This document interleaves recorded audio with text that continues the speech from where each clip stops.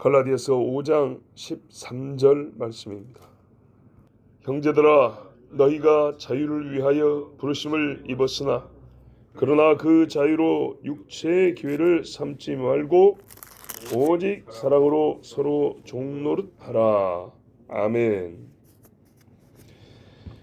부르심을 입었다. 부르심의 목적이 있어요. 목적이 뭐냐면 자유를 얻으려고 불러주셨다. 그랬어요. 자유 주시려고.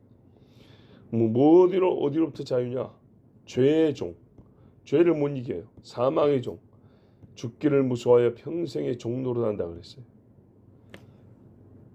하나님의 진노를 못 벗어나요. 진노를 벗어나고 하나님과 화평함을 누릴 수 있도록. 자유죠. 화평이 없는데 자유가 없어요. 벌벌 떠는데 자유가 어디 있어요? 소극적으로, 적극적으로 나누기 좀 그렇지만 죄를 안 지을 수 있는 자유. 사망이 힘을 못 미치게 하는 자유. 더하여 하나님의 자녀로 살아갈 수 있는 자유. 이게 바로 13절에 나오는 자유입니다. 그리고 후반부에 그러나 그 자유, 한국이 주는 자유 아니고요. 저 북한이 말하는 가짜 자유 아니고요. 그리스도가 주는 바로 이 자유. 하나님의 자녀가 되어 사는 자유까지. 근데 이 자유는 맞게 누려야 되겠죠. 딱 거기에 맞게. 그 자유에 맞게 누려야 되겠죠. 가장 가치 있게 써야 되고 무익하게 함부로 쓰면 안 됩니다. 근데 사람들이 이 자유를 그 자유를 통 안 맞게 쓰는 사람들이 많이 있어요. 제가 개인 경험도 여러 번 말씀드렸는데 제가 청년 때 우리 청년부가 그랬어요. 잘 쓰다가 잘못 배워놓으니까 멋대로 이 육체의 기회 요거를 자유라고 썼어요. 분명히 육체의 기회를 삼지 마라 그랬는데 문제는 가르치는 분이 이 13절을 안 읽었다는 얘기예요. 한 번도 가르쳐준 적이 없어요. 13절을. 읽어준 적이 없어요. 오직 1절만. 1절이 뭡니까? 그리스도께서 우리를 자유롭게 하려고 자유를 주셨으니 그러므로 굳건하게 있어서 다시는 종의 멍에를 매지 마라. 종 되지 마라 그랬는데 죄책감 지지 마라고 가르쳤어요. 자유가 종이 안 되는 게 자유잖아요. 종이 안 되는 거예요. 그러니까는 죄를 지으면 죄의 종이 되는 건데 종의 멍에를 매지 말아 했으니까 우리는 완전히 죄로부터 벗어났다. 죄의 권세에서 벗어났다. 이래야 되는데 죄를 짓는데 사람이 양심이 찔릴 거 아니에요. 그 찔리는 양심으로부터 벗어났다. 죄책감이 있어야 회개할 거 아니에요. 근데 죄책감을 질 필요가 없다. 이러니까 회개가 나오겠어요? 잘못했다고 생각하겠어요? 이런 식으로 해서 죄책감 없는 죄를 계속 짓는 거예요. 그 죄책감을 느끼면 그때 즉시로 율법주의자가 되는 거예요. 나 아직 자유를 모르는구나. 왜 그걸 죄책감을 가져? 이런 식이 되는 거예요. 얼마나 개떡 같은 소리입니까? 근데 꼭 이 시대에 어떤 뭐랄까요? 아닙니다. 하여튼 비슷한 그런 논리를 가진 사람들도 있어요. 그럼 어떻게 되냐? 그리스도의 원수로 행하는 겁니다. 그리스도가 죄와 사망에서 자유케 하려고 생명의 성리의 법이 주시는 자유가 이건데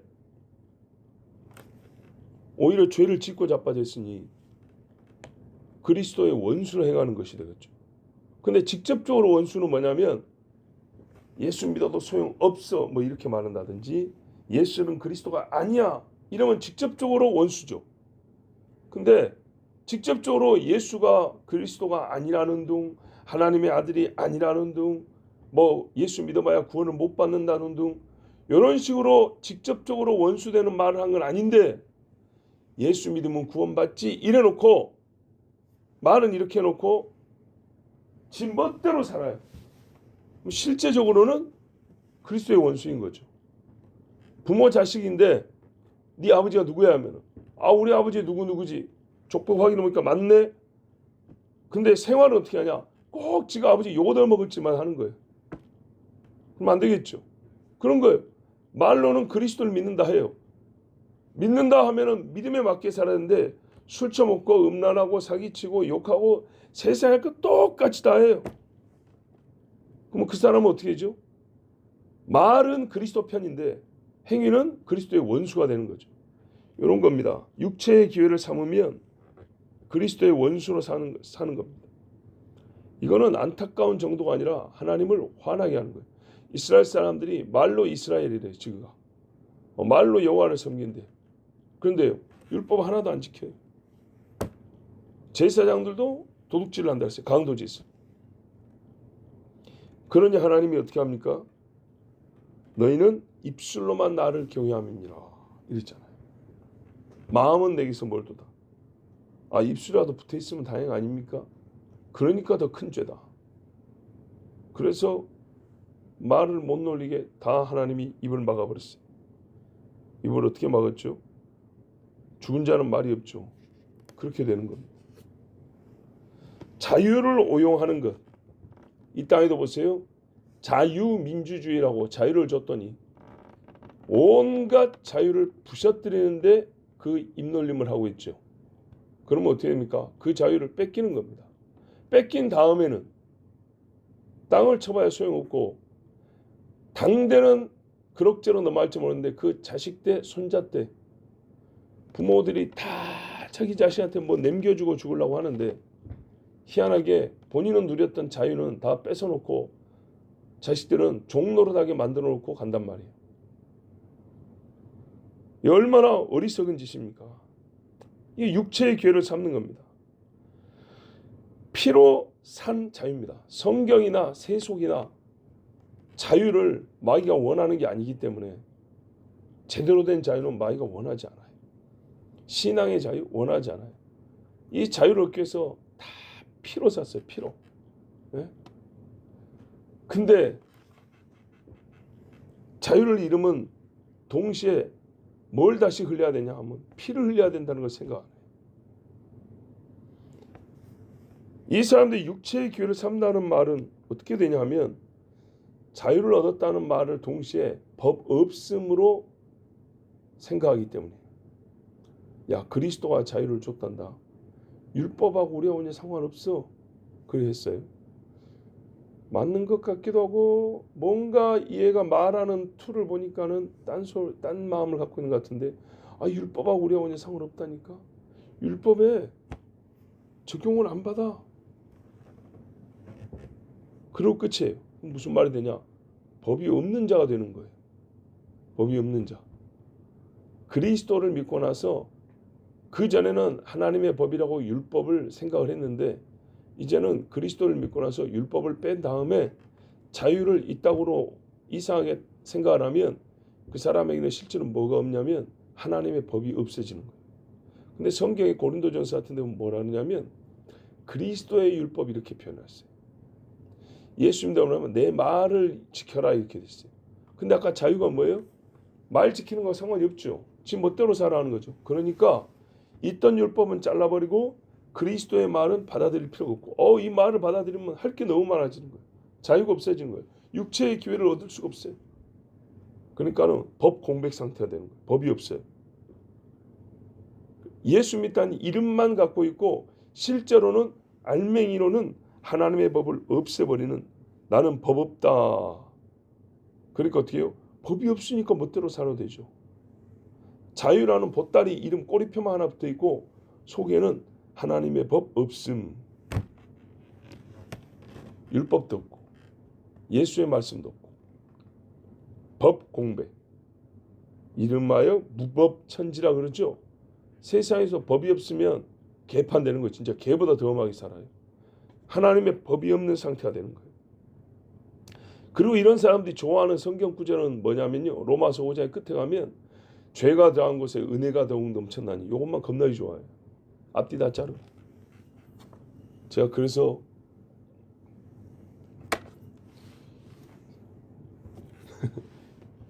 이 나이 때 제가 그때 말했다니까요.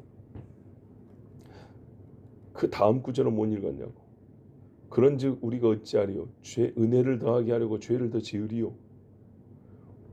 죄에 대하여 죽은 우리가 그리스도의 그러니까 세례를 받으면서 그리스도 앞에 죽은 우리가 또 그의 부활과 함께 다시 살아나는 우리가 옛적 죄를 더 지으면서 죄 멋대로 짓고 싶어서 죄가 더한 곳에 은혜가 더하려 있다고 소리할 것이냐?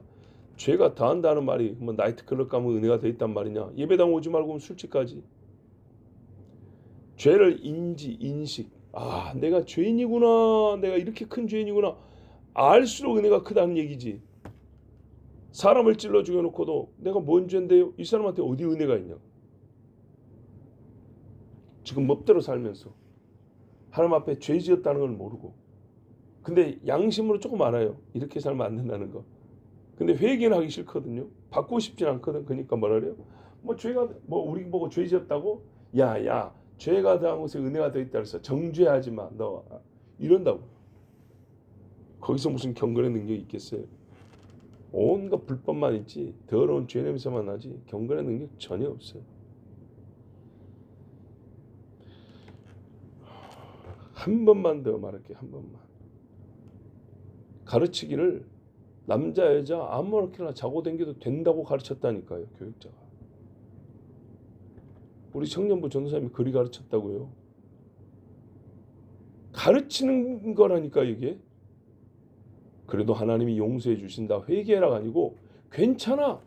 자유해. 이렇게 가르쳤다고요. 그게 자유냐고. 그때는 좋았겠죠. 몇 년 지나고 나서 땅을 치고 후회했다니까요. 본인이 후회를 했다. 후회를.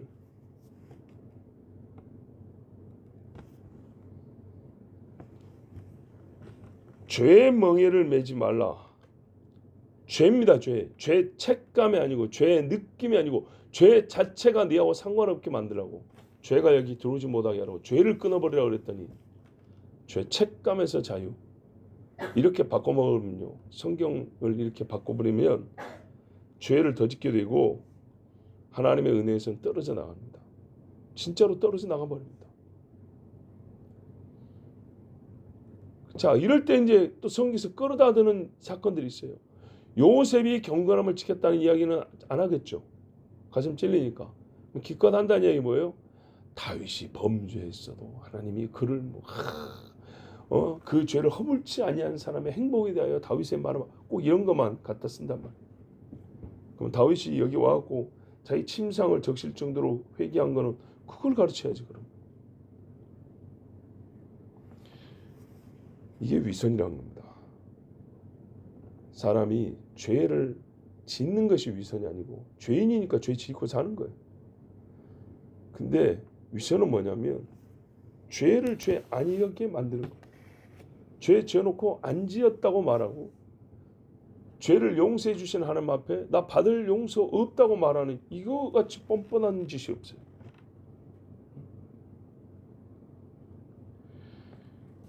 은혜를 더하게 하려고 여러분 죄를 지을까요? 아니죠.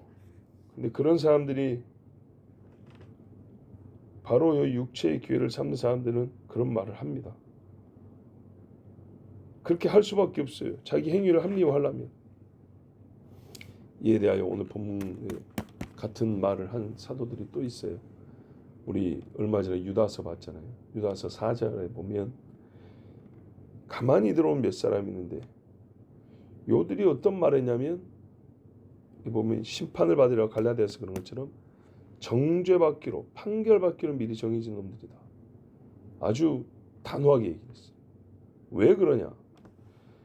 경건하지 아니하여 우리 하나님의 은혜를 도리어 방탕한 것으로 바꾸고 그랬어요. 하나님의 은혜를 알아요. 들었어요. 그리고 가르쳐요. 가만히 들어와서 가르치고 댕겨요. 다른 복음 말하는 놈들처럼 가르치는데 가만히 열매를 보니까 경건함이 하나도 없어요. 죄를 그냥 냅둬요. 자기들도 그거를 즐겨해요. 그러면 어떻게 되냐?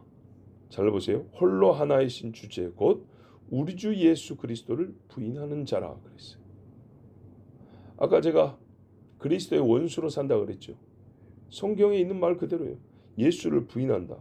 육체의 기회를 삼는다. 하나님의 은혜를 방탕한 것으로 바꾼다. 예수 믿지 하면서 방탕하게 산다. 성경은 뭐라 그러냐면 그것이 곧 예수를 부인하는 거다 이렇게 말했어요. 근데 아니래요. 이게 그리스도가 준 자유를 누리는 거예요. 그건 네 생각이고 하나님은 그렇게 말 안 해요. 근데 이제 이게 참 여러분 한편 궁금하지 않으세요? 무슨 말이냐면 세상에서 제일 어려운 것이 제일 큰 변화의 각도, 그러니까 180도 정반대로 바뀌는 것이 제일 어려운데 단단한 스프링을 이쪽 있는 걸 이렇게 트는 게 이게 제일 어렵잖아요. 놓으면 다리 탱 돌아오면서 맞겠죠. 제일 큰 변화가 바로 불신자가 신자되는 거예요.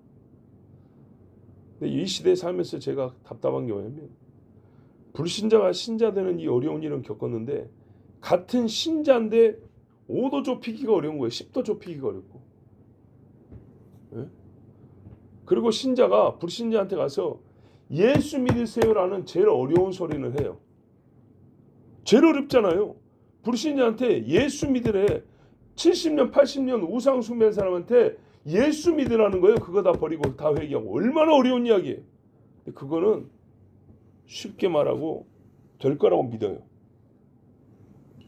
그래 해야 된다고.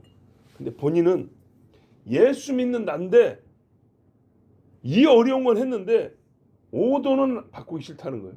나는 이거의 원칙이야. 요만큼은 못 바꾸겠어. 이것 때문에 싸워요. 이 무슨 생고집인가 봐보세요. 내가 가진 예수 믿는 틀이 하나 있어요. 그러면 그거는 같이 예수 믿는 이렇게 바뀌었다니까 방향이.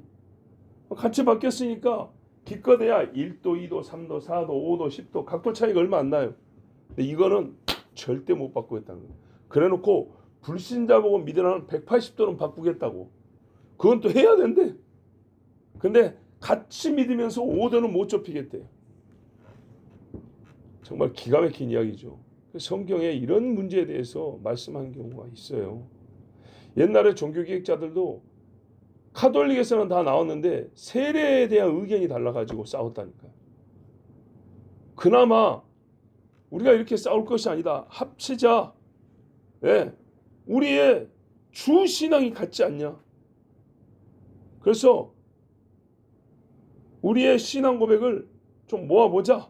일체보자. 뭐 합치신조, 일치신조 요래 가지고 세례에 관한 합의 이런 노력을 했어요.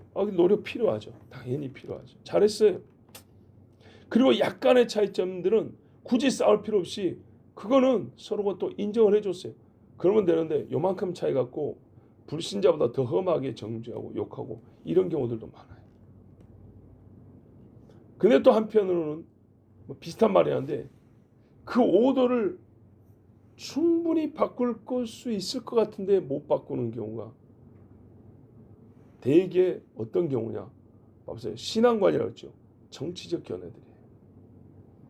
정치적 견해에 대해서 불신자가 신자 되는 거는 바꿨는데 신자인데 우리의 신앙관을 어떻게 가져야 될 것이냐? 성경에 나온 대로 보면 세상을 이렇게 보는 것이 더 맞다에 그런 개념이 없거나 아니면 성경을 좀 삐뚤어보고 예수 믿는다까지는 같은데 그 나머지 거는 성경을 제대로 안 보기 때문에 자기 기존에 갖고 있던 가치관을 그대로 펼쳐놓고 이름하여 뭐였어요?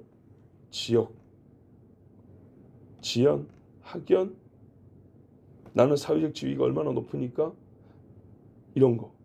나는 아파트 살고 나는 빌라 살고 나는 도시 살고 나는 농촌 살고 이런 것 등등 이 잡다한 거를 가지고 대나무 끄트머리 쪼개가지고 벌어지듯이 큰 대나무를 휘기는 얼마나 어렵습니까?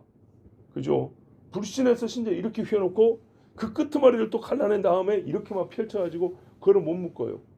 성령이 큰 대나무 방향을 이쪽에서 저쪽으로 트는데 요 갈라진 건 하나 못 잡겠냔 말이에요.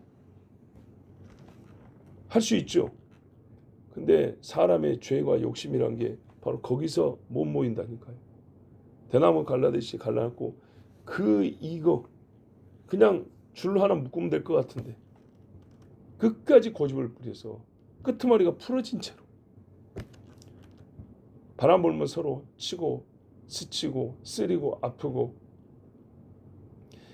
너무 마음이 아픕니다. 그런데 여러분 이게 작은 일 아닙니다. 성경에 뭐라 하냐? 마지막 때 가족끼리 원수진다 그랬어요. 가족 안에 부모가 자식을, 자식이 부모를. 이게 불신자와 신자 사이에서만 있는 게 아니고 신자와 신자 사이에 있어요. 잡아준다 그랬어요. 설마는 무슨 설마예요. 역사가 가르쳐주고 있는데 설마가 아닙니다.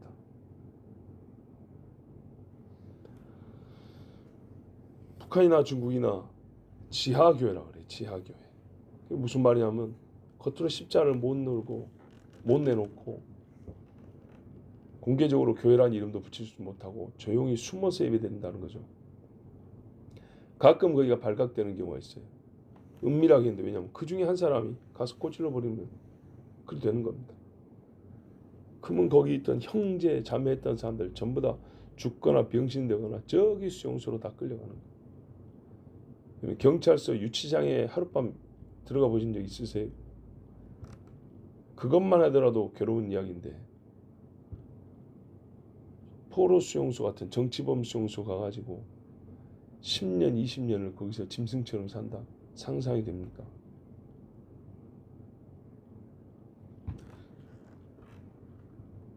진짜 자유를 얻은 사람은 어디였냐? 보세요.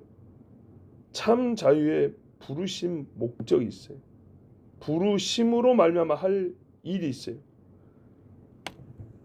왜 그렇게 하냐? 이 사람들 그러니까는 그리스도를 정말 아는지 의심스러운 거예요. 진짜 그리스도를 얻고 자유를 얻었다면 육체의 길을 삼지 아니할 뿐만 아니라 우리 인간이 얼마나 낙관적으로 생각하고 긍정적으로 생각해도 한계가 있는지 내가 말하고 싶은 말이 이 말이거든요. 그리스도를 믿는다고까지 했는데 이 큰 변화는 겪었는데 자유를 바로 누리지는 못한다.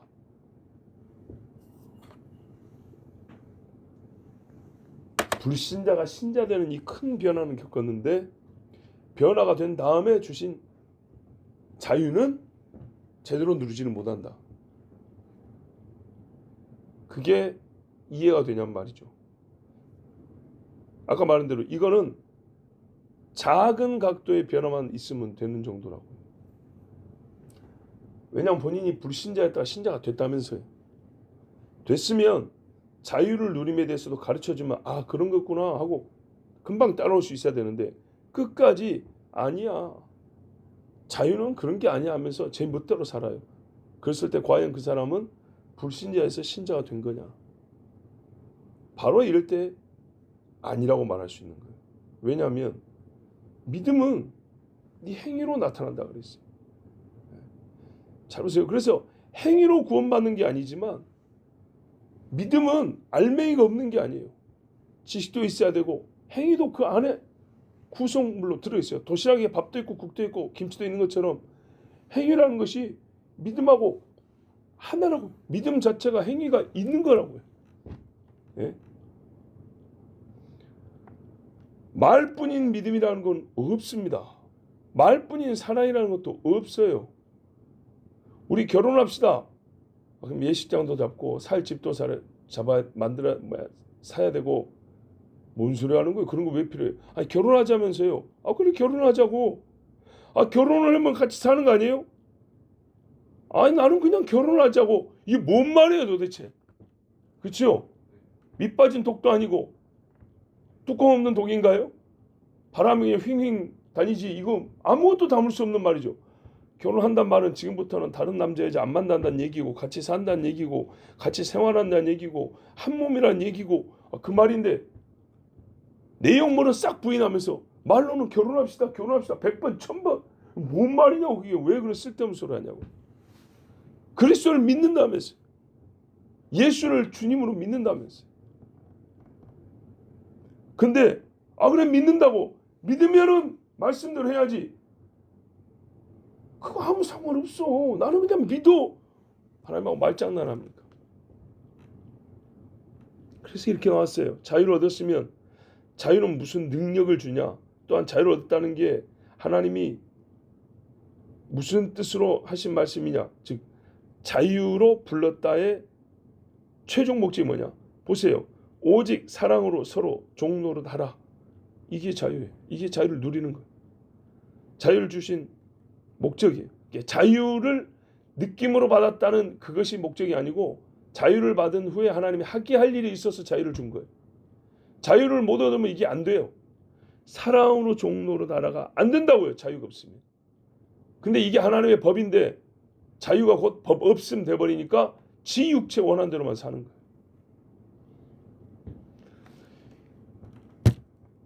율법 아래에서는 우리가요 종으로 살았지만 사랑으로 서로 종 노릇을 해줄 수는 없었어요.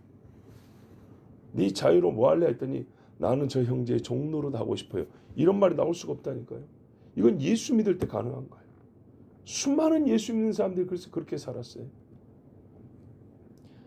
예전에 한번 예를 들었잖아요. 나 청년 때 어떤 목사님 설교 중에 들었는데 저기 난민들한테 봉사하는 금발의 미녀가 있었어요. 정말 예쁜 아가씨가 있었어요.